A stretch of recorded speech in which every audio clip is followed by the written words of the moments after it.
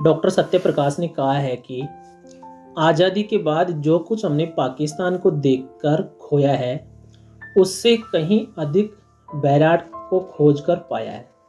बैराट या विराटनगर जो कि एक ऐतिहासिक नगरी है। विराटनगर जिसे स्थानीय बोलचाल की भाषा में बैराट कहा जाता है, राजस्थान के उत्तरी भाग में जयपुर जिले में। जयपुर से करीब 90 किलोमीटर दूर जयपुर दिल्ली हाईवे पर आता है एक कस्बा शाहपुरा, और शाहपुरा से करीब 25 किलोमीटर दूर सुरम्य अरावली की वादियों के बीच बसा हुआ एक ऐतिहासिक कस्बा है। प्राचीन मत्स्य देश की राजधानी रहे विराटनगर में पुरातात्विक अवशेषों की संपदा भरी पड़ी है। महाजनपदीय संस्कृति, महाभारत कालीन संस्कृति से लेकर बौद्ध धर्म, गुप्त मौर्य युगीन संस्कृति, हिंदू यूनानी संस्कृति, जैन संस्कृति और मुगल कालीन संस्कृति की एक झलक हमारे समक्ष प्रस्तुत करता है विराटनगर। विराटनगर या बैराट सभ्यता, इसके बारे में आपको बताते चले कि ये बाणगंगा नदी के किनारे फली फूली है। बाणगंगा नदी राजस्थान की एक आंतरिक अपवा की नदी मानी जाती है वर्तमान समय में। बाणगंगा नदी जिसे रुंडित नदी, अर्जुन की गंगा, ताला नदी आदि के नामों से भी जाना जाता है, विराटनगर के समीप ही मेड़ गांव से निकलती है। विराटनगर के बारे में हम थोड़ा डिटेल से चर्चा करते हैं, इसके इतिहास के बारे में जानकारी प्राप्त करते हैं। महाभारत कालीन गौरव में यहाँ आराध्य देव भगवान केशव राय का मंदिर है। मंदिर में 3 कृष्ण की मूर्तियां और 3 ही विष्णु की प्रतिमाएं स्थित हैं। इस केशवराय मंदिर में 64 खंबे और 108 टोडी हैं। इस मंदिर में केशव यानी कृष्ण भगवान और विष्णु के साथ कोई देवी अर्थात शक्ति स्वरूपा की प्रतिमा नहीं है। महाभारत की कथा अनुसार 5 पांडव अपनी पत्नी द्रौपदी के साथ अज्ञातवास के रूप में 1 वर्ष यहाँ व्यतीत कर चुके। उस समय यहाँ का राजा विराट था। महाजनपदों के संदर्भ में बताना चाहूँगा कि प्राचीन भारत में 16 महाजनपद थे, जिनमें से एक मत्स्य महाजनपद था और मत्स्य महाजनपद की राजधानी विराटनगरी थी। मत्स्य महाजनपद में वर्तमान में राजस्थान का जो जयपुर जिला है, अलवर है और भरतपुर जिला है, इन तीनों जिलों का संपूर्ण या इनका आंशिक भाग और इनके समीपवर्ती क्षेत्र शामिल थे। बौद्ध धर्म के अवशेषों के संदर्भ में बताना चाहूँगा कि अशोक महान, जो कि अपने जीवन के अंतिम काल में बौद्ध धर्म के अनुयायी बन गए थे, उन्होंने यहाँ बीजक पहाड़ी पर एक शिलालेख उत्कीर्ण करवाया। इस शिलालेख को भाब्रू शिलालेख के नाम से जाना जाता है। वैसे विराटनगर के समीप ही वर्तमान समय में एक भाब्रू गांव भी है, लेकिन कहीं भी हमें कंफ्यूज होने की ज़रूरत नहीं है कि भाब्रू जो शिलालेख है ये विराटनगर के पहाड़ी, इसका नाम बीजक है, वहाँ से प्राप्त हुआ था। यह शिलालेख पाली प्राकृत भाषा में लिखा है हुआ है और इसकी जो लिपि है वो ब्राह्मी और संकलिपि है। इसे सम्राट अशोक ने स्वयं उत्कीर्ण करवाया था। कैप्टन बर्ट ने 1837 में इसकी खोज की थी। इस शिलालेख को कालांतर में 1840 ईस्वी में ब्रिटिश सेनाधिकारी कैप्टन बर्ट ने पत्थर से कटवाकर यहाँ से अपने साथ ले गया और कलकत्ता के संग्रहालय में रखवा दिया। आज यदि आपको ये शिलालेख देखना है तो विराटनगर जाने के बजाय हमें कलकत्ता संग्रहालय जाना पड़ेगा, कोलकाता जाना पड़ेगा। एक और शिलालेख जो अशोक का शिलालेख है वह विराटनगर में भीमडूगनी के पास आज भी स्थित है। भाब्रू शिलालेख का दूसरा नाम त्रिरत्न शिलालेख भी है। भाब्रू शिलालेख में अशोक ने लिखवाया था कि मैं बुद्ध धम्म में अटूट विश्वास रखता हूँ। ये शब्द उसमें लिखवाया था अशोक ने, और इसके नीचे उन्होंने अपना उपनाम देव नाम प्रिय उत्कीर्ण करवाया था। इस शिलालेख में बौद्ध धर्म के त्रिरत्नों का उल्लेख मिलता है। बौद्ध धर्म के त्रिरत्नों से तो आप अवगत होंगे ही, बुद्ध, धम्म और संघ, इनके नाम से हम इस बौद्ध धर्म के त्रिरत्नों को जानते हैं। इसी शिलालेख से ज्ञात होता है कि अशोक बौद्ध धर्म का अनुयायी था। बीजक पहाड़ी पर एक गोलाकार मठ, या हम इसको कह सकते हैं मौर्यकालीन वृत्ताकार चैत्यगृह मिला है, जिसका व्यास 8.23 मीटर है और इसमें अष्टकोणीय लकड़ी के स्तंभ लगाने के गोलाकार सुराख भी हैं, जिनकी संख्या कई बुक्स में 27 लिखी हुई है। लेकिन विराटनगर में भ्रमण करने के दौरान यहाँ जो पुरातत्व विभाग ने एक शिलालेख लगा रखा है इसकी जानकारी देने के लिए, उसमें लिखा हुआ है कि इनकी संख्या 26 है, गोलाकार सुराखों की संख्या 26 है। मान्यता है कि इन सुराखों में लकड़ी के लट्ठे लगाकर छत को सहारा दिया जाता होगा। इसके पास ही, इस वृत्ताकार चैत्यगृह के पास ही यहाँ बौद्ध विहार के अवशेष भी प्राप्त हुए हैं। भारत में उत्खनन से प्राप्त मंदिरों में यह प्राचीनतम माना जाता है। वृत्ताकार चैत्य में बौद्ध भिक्षु बैठकर चिंतन मनन करते थे। जयपुर नरेश राम सिंह द्वितीय के समय उत्खनन यहाँ किया गया था। उस समय यहाँ से एक स्वर्ण मंजूषा भी मिली है।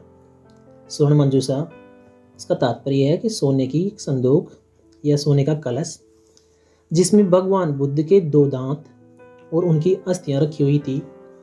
अशोक महान बैराट में स्वयं भी आए थे। यहाँ आने के पहले वे 255 स्थानों पर बौद्ध धर्म का प्रचार प्रसार कर चुके थे और स्वयं अशोक विराटनगर में बौद्ध धर्म के प्रचार के लिए पधारे थे।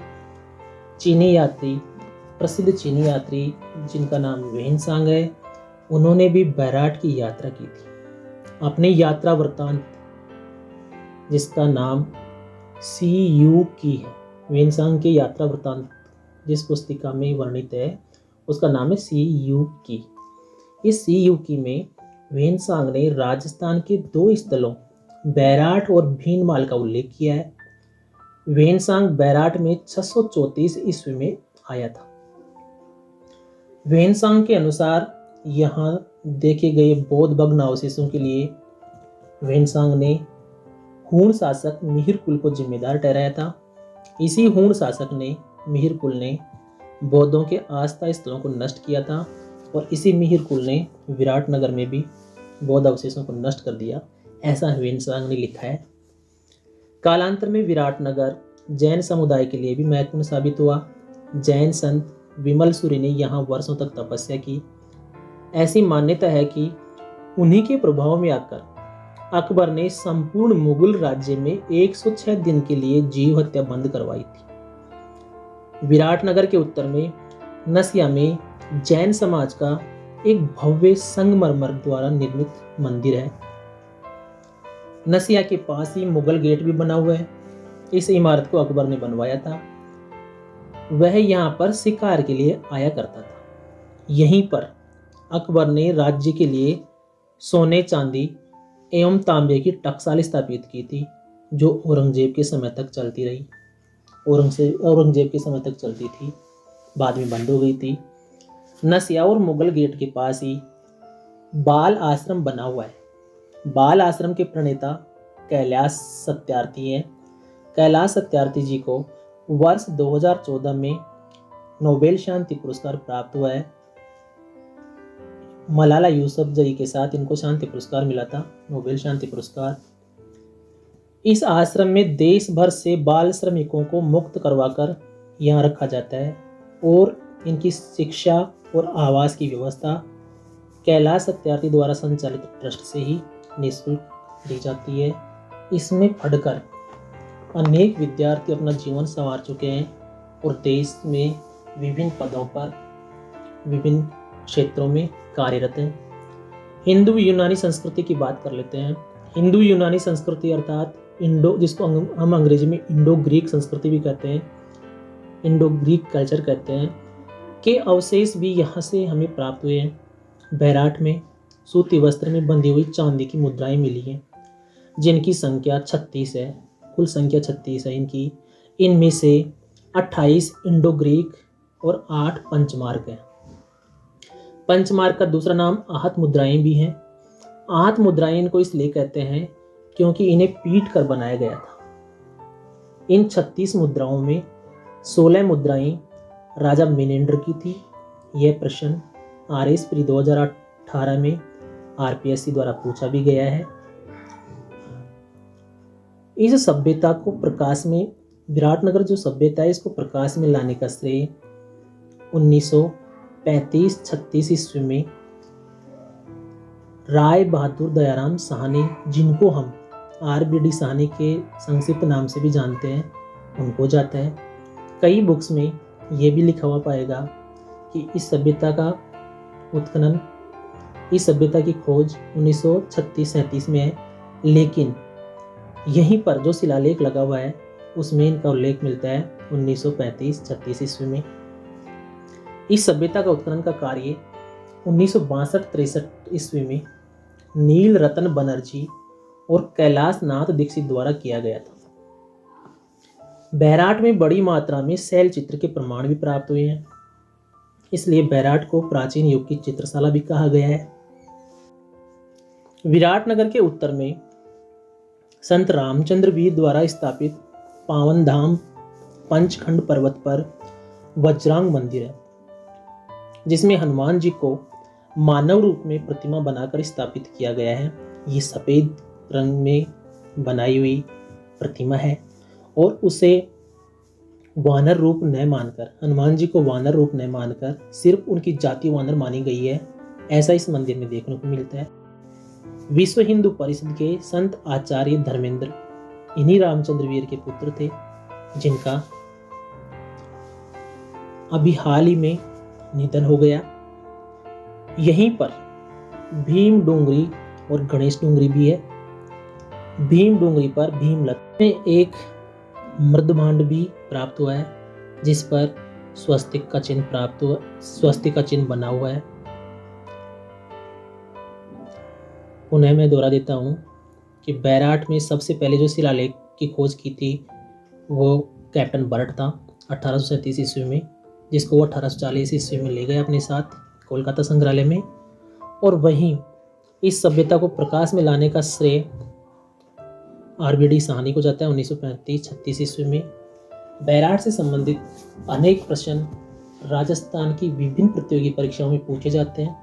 उम्मीद करता हूँ इस वीडियो को यदि आपने अंत तक देख लिया तो आपको बहुत सारी बातें समझ में आ गई होगी और अधिकांश क्वेश्चन आपके परीक्षाओं में 100% तरीके से सही होंगे। यदि आपको इस वीडियो में दी गई जानकारी आपके लिए उपयोगी हो तो वीडियो को लाइक जरूर करें। अपने साथियों को जो विभिन्न प्रतियोगी परीक्षाओं की तैयारी कर रहे हैं उनको भी ये वीडियो शेयर करें। चैनल पर पहली बार विजिट कर रहे हैं, चैनल सब्सक्राइब करें। ऐसे ही अन्य ज्ञानवर्धक वीडियोस के लिए, प्रतियोगी परीक्षाओं की तैयारी कर रहे विद्यार्थियों की हेल्प के लिए मैं वीडियो बनाता रहूँगा। आने वाले समय में सबसे पहले नोटिफिकेशन आपको मिले, इसलिए चैनल सब्सक्राइब करें। मिलते हैं किसी ऐसे ही अन्य वीडियो के साथ, तब तक के लिए जय हिंद, जय भारत।